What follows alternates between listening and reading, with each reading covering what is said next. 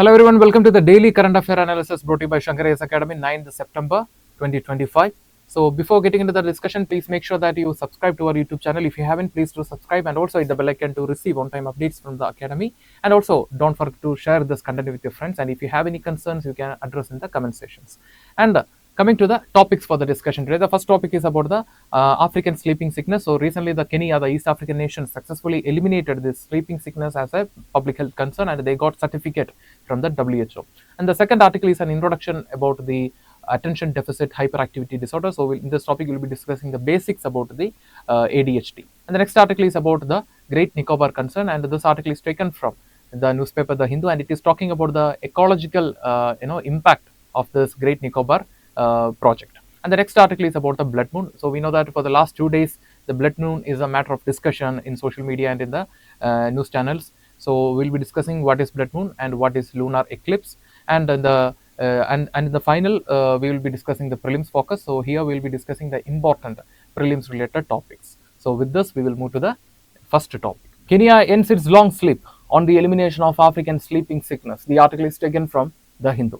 So recently, the Kenya, the East African nation, successfully eliminated the human African trypanosomiasis or the African sleeping sickness as a public health problem. And on August 8, 2025, the World Health Organization certified this. That means hereafter, the African sleeping sickness is not a public health problem in the nation of Kenya.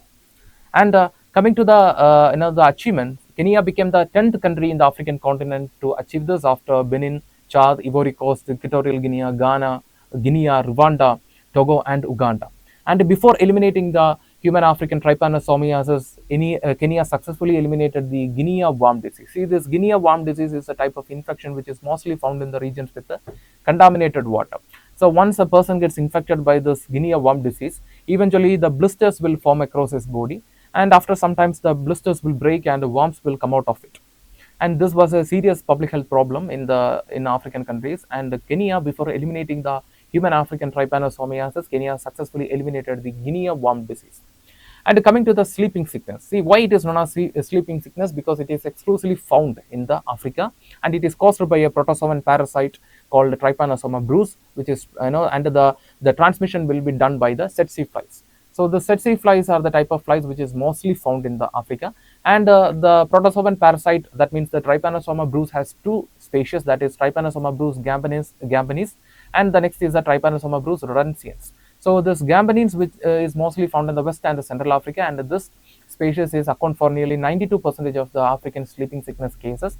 And once the person gets infected, the progress of the infection will be relatively slow. And the next is a Trypanosoma bruce rhodesiensis. So this species is found in the East and the Southern Africa, and the species is found less common.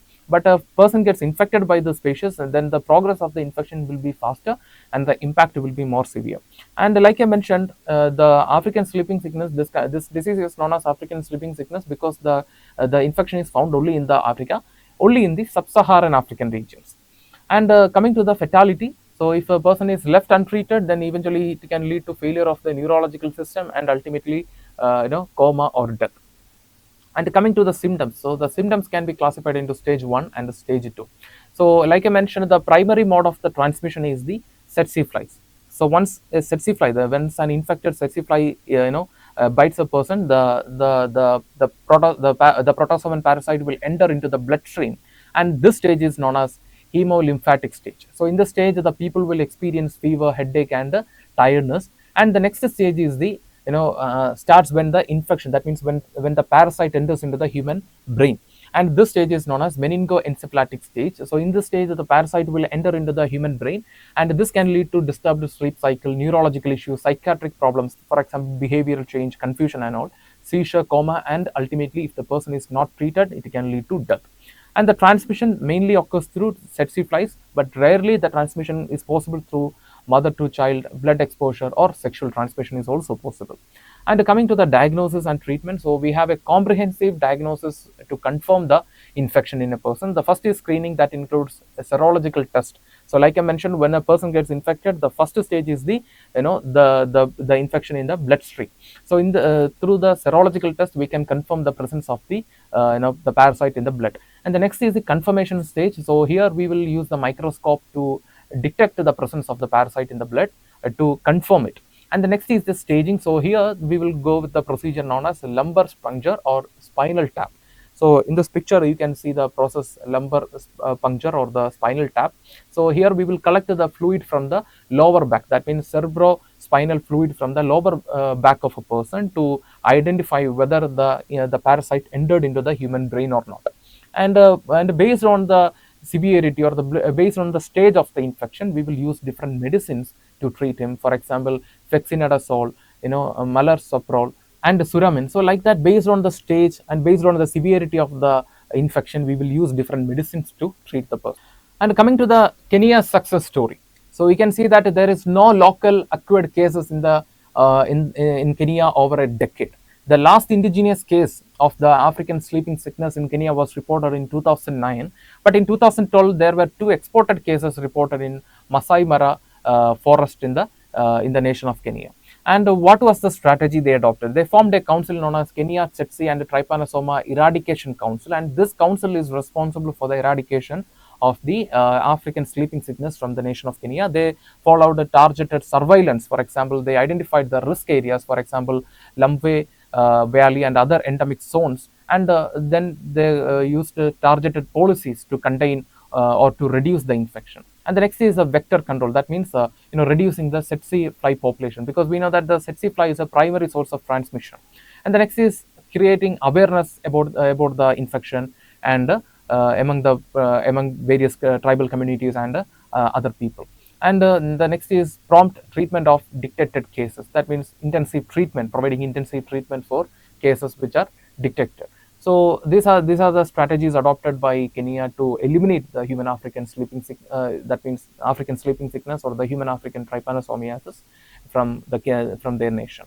So, and coming to the case of India, in India we don't have the tsetse fly, so that's why in India the possibility of this African sleeping sickness is very rare, because there is no tsetse fly found in India. So this is a story behind the success of Kenya. So there is no cases in the last 1 decade. The last case was reported in 2009, and but two important cases were reported in 2012, and they formed the national program under the Kenya tsetse and Trypanosoma Eradication Council, and they used targeted surveillance, vector control, public education, and intensive treatment to eliminate this crisis. So Kenya is a role model for every nation. So with this, we will move to the next article. All you need to know about ADHD, that is attention deficit hyperactive disorder. We know that this disorder is found across the worldwide, and recently the Malayalam actor Faghat Fasili openly said that he got diagnosed with ADHD. So what is this ADHD or attention deficit hyperactive disorder? Let's discuss. So note that it is a neurodevelopmental condition affecting children and adult. So note that it is not a neurodegenerative condition or severe mental health issue or intellectual disability. It is a neurodevelopmental condition affecting both children and adult. And the major symptoms of this ADHD includes inattention, hyperactivity, and impulsivity in the children or in the people. And usually these symptoms will appear before the age of 12 and may persist into adulthood. And based on the predominance of the symptoms, we can classify the ADHD into three. That is predominantly inattentive. Sometimes the people will face major problem related to focus, and in the certain cases the problem will be hyperactivity or impulsivity, and in certain cases the combination of both. So coming to the factors or the causes behind the ADHD, so the genetic plays a crucial role. So you can see that the possibility of inheritance of the ADHD is nearly 74%. It shows high inheritable rate of the ADHD, and it is a polygenic disorder. That means not a particular gene. That means a single gene is not responsible for the ADHD. For example, if you take certain genetic disorders, for example, recently we discussed the Bloom syndrome. So what is the main reason behind the Bloom syndrome? The mutation in the BLM gene. The mutation in the BLM gene is the major reason for the development of Bloom syndrome. But in the case of the ADHD, there is no particular gene is responsible for the ADHD. Instead, the small variations in the genetics is a major reason behind the ADHD, and that is why it is considered as a polygenic disorder. And coming to the next factor, it is the environmental risk. For example, the prenatal smoking and alcohol consumption in the mother. And the next is the premature birth, low birth weight, low birth weight. So the low birth weight indicates nutrition deficiency, and early exposure to lead. So we know that the lead, early exposure to metals like lead can affect the neurotransmitters of the people and children. And the next is the nutritional factors, for example, deficiency of iron and zinc. So we know that the iron is very important for the neurological development, cognitive development in children, and the deficiency of the iron and zinc can lead to problems related to attention, and it can lead to hyperactivity and all. And you can see that it has a socio-economic aspect, because people with a low income, or the people from the low income, cannot afford this, cannot ensure this iron and zinc in their nutrition. And that is why you can see that the children from the low income group has a high possibility of developing issues like ADHD. And the next is the psychosocial stress, for example, the problems in the family instability. So the family instability can lead to over consumption of alcohol or smoking. And the next is poverty. So due to the poverty, like I mentioned, the people cannot afford proper nutrition. And low parental education. That means we know that the parental education is very important to ensure the well-being of the family, as well as the well-being of the children and the proper development of the children. And due to the low parental education, sometimes the possibility of developing ADHD is there.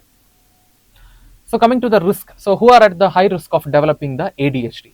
So here you can see the boys are at the high risk of 3 times more than risk of developing the ADHD than the girls. And the next is children from the with the family history of ADHD or psychiatric issues are at the risk of developing ADHD. And the prenatal complications, for example, maternal smoking, premature birth, low birth weight. Children with this background also has possibility of developing ADHD. So like I mentioned, the maternal smoking can affect the neurological development of the baby. And the premature birth and the low birth weight indicates complications in the birth, and the low birth weight especially indicates the nutrition deficiency. And like I mentioned, the socio-economic aspects, for example, the low income, unstable household. So due to the instability or the instability in the household, there will be psychological stress within the family, and this can lead to alcohol consumption and smoking. And the low income, due to the low income, the people cannot afford nutrition, and this can lead to, especially the deficiency of iron and zinc, can lead to development of ADHD and other neurological issues. And you can see that some South Indian populations are at the high risk of developing ADHD. So if you take the certain areas within the South India, for example, Hyderabad, Kottayam, Kanjipuram in Tamil Nadu, so in these areas the prevalence of the ADHD is relatively higher than the other regions. And coming to the treatment, so what are the treatment? So personalized and multimodal approach that includes behavioral therapy, parent training, and usually there is no complex medication for this, but certain cases we will use the stimulants. For example, methylphenidate to deal with the problems like hyperactivity and all, we will use the stimulants. And if there is a side effect, then we will avoid this giving the medication.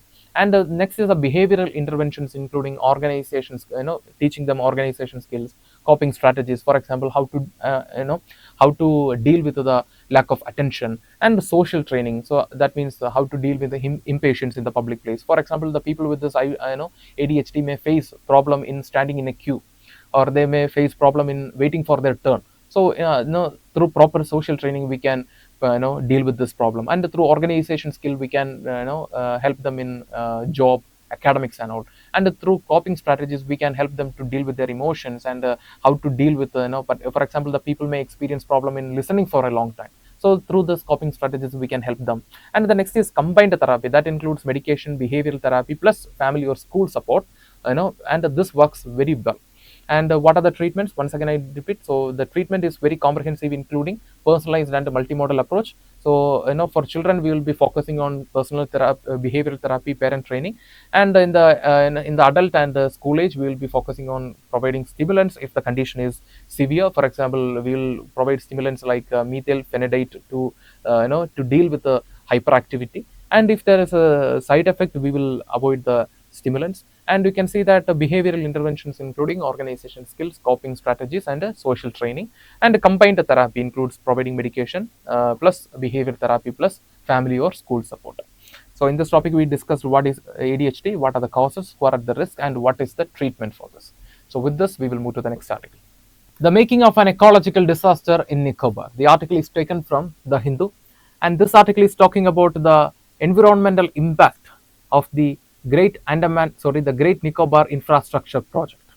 So Great Nicobar Infrastructure Project is a mega infrastructure project worth of 72,000 crore, which is planning for the the development of the Great Nicobar Island. And the major components of this mega infrastructure projects includes international transshipment port at the Galat Bay, Greenfield International Airport, a township supporting nearly 3 lakh people, and also a power plant and its associated infrastructure. And here you can see the plan of the project. So here they are planning for the township, and here they are planning for the a transshipment port and an international port, and also a power plant. So you can see that the Andaman and Nicobar Islands are very ecologically very sensitive area. So and also it is located on the the Burma microplate, which makes it more vulnerable to seismic activity, including like earthquake.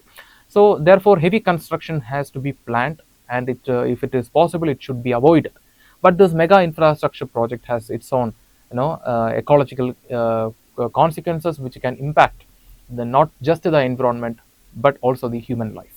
And what are the concerns associated with the mega infrastructure project? The first is the tribal rights. We know that the Andaman Nicobar Islands, it has a lot of tribal communities. For example, Jarawa community, Nicobar is Shompen community, and you can see that because of the mega infrastructure project, they may be forced to leave the place, and this displacement will weak their culture, and eventually they may lose their cultural identity. And you can see that despite having the Forest Rights Act, which according to the Forest Rights Act, the tribal community living in that area is a stakeholder. But you can see that because of the mega infrastructure project, this the tribal communities are not receiving that much importance. And the next is the Article 338A, which is talking about the National Commission for Scheduled Tribe. So according to this the commission is responsible for ensuring the welfare and the justice of the tribal communities. But despite after consultation with the commission, still the government is planning to move forward with the Nicobar project. And the next is the environmental impact that includes the loss of forest. For example, according to the estimation, nearly 8.5 to 58 lakh trees has to be cut off for this infrastructure project. And also it affects the life of turtles, coral reef, and also other endangered species found in Andaman and Nicobar. And the next is the disaster risk. For example, like I mentioned at the beginning, this Andaman Nicobar island groups are located on the Burma microplate, and it is a place where you can see a lot of seismic tectonic plates are there. For example, Indian plate, Australian plate, Sunda trench. And this region, because of the presence of this much plates, the region is highly seismic active. And that is why if you take this map, you can see that the Andaman and Nicobar Islands are located on the Burma microplate, and here you can see the Sunda plate, here you can see the Indian plate, and the Indian plate is subducting beneath the Burma microplate, and the Burma microplate is subducting beneath the Sunda plate. And and here you can see the Sunda trench. And you can see that if you take the 2004 tsunami, it originated from here. So you can see that this region is highly vulnerable to various seismic activity that includes earthquake and tsunami. So therefore, going for heavy construction has to be considered before the ecological consequences of this heavy construction has to be a consideration before going for the construction. What are the measures that we can take to ensure the welfare and development of the people with along with the protecting the environment and the ecology? So first is ensuring the tribal communities' rights. For example, ensuring the rights of the Nicobaris and Shomben community, empowering the National Commission for SD, and seeking their consultation while going for a mega infrastructure project. And also strong implementation of the Forest Rights Act of 2006, which treats the tribal community as a stakeholder. And the next is environmental safeguards that includes independent and seasonal environmental impact assessment, and protecting the coastal area, and considering the alternative sites for heavy construction. So instead of choosing the ecologically sensitive area, considering other alternative sites which are suitable for the construction of the infrastructure, and expanding the protected area to ensure the safety of the communities and also the flora and fauna. And the next is a lower ecological outprint. So through phased development. So instead of going for a large scale sudden development, planned phased development will be more sustainable. The next is promoting other ecologically sustainable activities like ecotourism, and the next is local efforts to forest restoration, and also going for green infrastructure, which will also reduce the carbon footprint.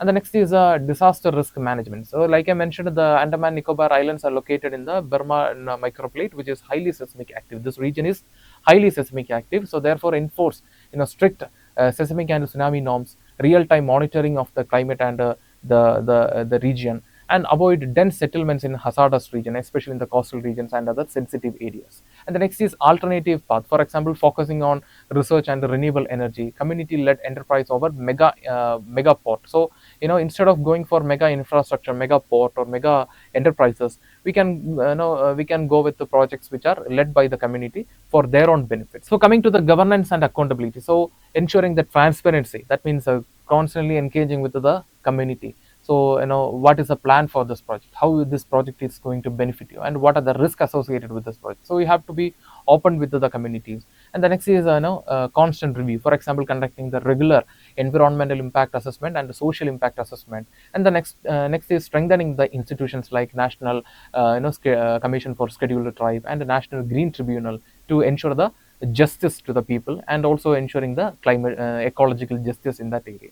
So in this topic, we discussed what is the Great Nicobar infrastructure project, and what are the concerns associated with this, and what can be done. And with this, we will move to the next article. In pictures, blood moon lights up the sky. The article is taken from The Hindu. So we know that for the last 2 days, many of your friends' Instagram stories and WhatsApp status is ruled by the moon because the moon appeared red, and this phenomenon is known as blood moon. So in this topic, we will be discussing what is meant by blood moon and what is lunar eclipse. So for those who missed the lunar eclipse on Sunday, no need to worry. You can wait till 31st December 2028. The next blood moon is on the way. And starting with the lunar eclipse or the blood moons, and before that we have to discuss this year's speciality. So on Sunday, the eclipse was the longest lunar eclipse visible from India since 2022, and this is the first time since 2028 an eclipse is visible from every part of the country. So to speciality, the Sunday's lunar eclipse was the longest total lunar eclipse, the longest total lunar eclipse visible from India since 2022, and this is the first time since 2018 a lunar eclipse is observable from all parts of the country. And starting with the lunar eclipse, so we know that the lunar eclipse happens when the moon passes through the shadow of the earth, right? And what will be the position of the sun, earth, and moon this time? They will form a straight line. That means here you can see the sun, and here you can see the earth, and here you can see the moon. So they will form, the three bodies will be forming a straight line, and the moon will be covered by the shadow of the sun. The shadow of the earth. And the lunar eclipse can be classified into two: partial lunar eclipse and a total lunar eclipse. When a portion of the moon is entering into the shadow of the earth, then that time we can when the portion of a moon is entering into the shadow of the earth, then time we can call it as partial lunar eclipse. When the entire moon enters into the shadow of the earth, then that time we can call it as total lunar eclipse. And on Sunday we witnessed the total lunar eclipse. And when this total lunar eclipse happens, it happens only when there is a full moon, and when the three bodies are in the straight line, right? That is sun, earth, and moon. And the entire moon will be covered by the shadow of the earth. And coming to the blood moon, so what is meant by blood moon? Blood moon refers to the reddish appearance of the moon during the total lunar eclipse, and it happens when the three bodies, that is sun, earth, and the moon, forms a straight line, and the earth shadow falls on the moon. And why the moon becomes red? What is the phenomenon behind this? The phenomenon is known as scattering. So we can see that based on the wavelength, we can classify the lights into lights with a shorter wavelength and the lights with a longer wavelength. And if you take certain lights, for example, the blue light, it will have shorter wavelength, and it will be scattered easily by the particles in the atmosphere, and that is why the sky is appearing blue in the morning. And you can see that there are certain lights with a longer wavelength, like red and orange, and you can see that they will have longer wavelength. That is why they can refract through the particles and they can reach the moon, and that is why the moon appears red during the time of this total lunar eclipse. And variation in the color is possible in certain areas, because if there is a high pollution, if the atmosphere has pollution, in that case the moon may appear brownish or sometimes reddish color. And if the atmosphere is clear, if the atmosphere has only less pollution, in that time the moon will appear as bright orange red color. So here you can see the position of the sun, So here you can see the position of the earth, and here you can see the position of the moon. So what happens, this the light from the sun reaches the earth atmosphere, and the light with the shorter wavelength will be scattered easily, but the light with the longer wavelength will somehow bend through those particles, and it will reach the moon. And that lights are red and orange, and that is why we are that is why we are seeing blood moon during the time of total lunar eclipse. And coming to the super moon, so similar to that, we have heard about a lot of phenomena like super moon and all. So what is meant by super moon? Super moon occurs when a full moon day coincides with the closest appearance of the moon. So we know that the moon is rotating around the earth as a satellite, and sometimes the moon will go far away from the earth, and sometimes the moon will come closer to the earth. So super moon happens when the full moon day coincides with the closest approach of the moon to the earth, and this time the moon will appear 14 times larger than the usual day, and 30% brighter than the usual full moon. So this phenomenon is known as super moon. So in this topic, we discussed what is lunar eclipse, what are the different types of lunar eclipse, and what is the phenomena behind the the reddish appearance, or the what is the reason behind the blood moon. And we also, as an addition point, we also discussed the super moon. And with this, we will move to the prelims focus.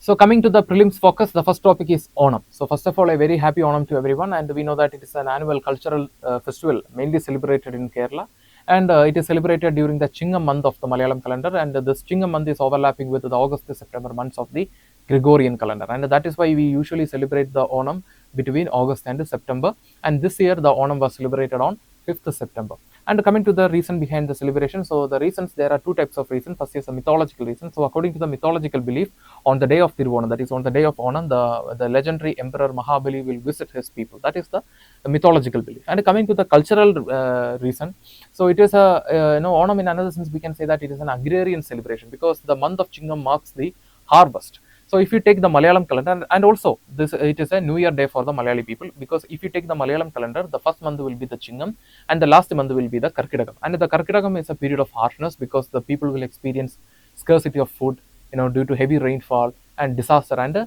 many health problems. And this the harvesting month of Chingam is a new beginning for the people of Kerala.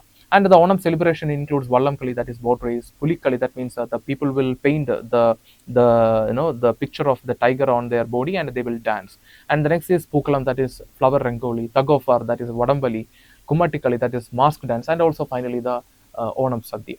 And the next is the Shilp Samagam Mela 2025. So this Mela was organized this year in the city of Bangalore, and we are organizing this Mela since 2022, and it is organized by the Ministry of Social Justice and Empowerment with the Traditional Artisans Upliftment Livelihood Program. So we will discuss what is this program, and it is financed by many institutions, including National Scheduled Caste Finance and Development Corporation, National Safai Karamchari Finance and Development Corporation, and the National Backward Classes Finance and Development Corporation. And coming to the objective is to provide a platform for the marketing of the products produced by the communities, that means the traditional artisans in India. So through this, we are planning to conserve the traditional arts and culture, and also empower the communities economically. And the next is the Traditional Artisans Upliftment Livelihood Program. So it was launched in 2024 by the National Backward Classes Finance and Development Corporation under the Ministry of Social Justice and Empowerment. The objective is to provide a platform for a market for the traditional products in India. And through this, we are planning to empower the artisans economically. And through this program, we are planning to bring the products to national and international level. And the next is the fourth issue of the quarterly insight document, that is Introduction to 2D Materials, and it is released by the Niti Aayog's Frontier Tech Hub along with the Indian Institute of Science, which is located in Bangalore. And the aim is to drive awareness about the strategic significance of 2D materials. So we know that if you take an object, it will be mostly 3D. So 2D means it will have only 2 dimensions. And what is this 2D materials? 2D materials are characterized by their atomically thin layers and extraordinary electronic, optimal and mechanical properties. So even though they are very thin, they will be stronger. Okay, so they will be stronger. Some of them are stronger than steel. And if you take the size, it is just about 1 atomic thick, or around 1 nanometer. So what is 1 nanometer? 1 nanometer is just about 1 by 80,000 width of a human hair. So it is that much small.